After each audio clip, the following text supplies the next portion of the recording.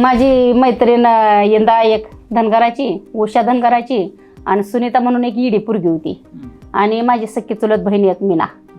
मग तिला जरा शाळेचं याड होतं मीनाला. उषा काय करायचो, खिडकीत जायचो आणि त्यांना हळूच असं करून बोलवून घ्यायचो. त्या पुरियांना, मीनाला ना उषाला, आणि सांगायचं आम्ही चला बाहेर, का नानाची गुरं सुटली ती, आपण शेणाला जाऊया पाट्या घेऊन. मग आता ही कसं दप्तर कसं आणायचं, टाक माझ्याकडे दप्तर. आम्ही खिडकीतनं दप्तर घ्यायचो आणि मग इकडे तिकडे घुलूमुलू बघायच्या.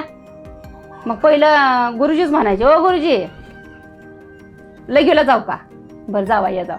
तेव्हा कोण होता, सूर्यकांत मास्तर, लोखंडी गुरुजी.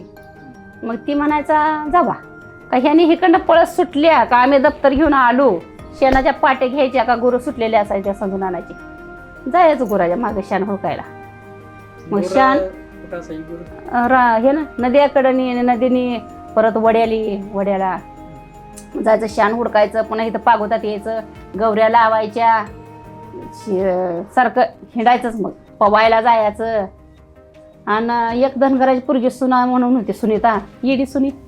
मग ती उशी काय करायची, तू कोणच्या वाट्याने जातीस,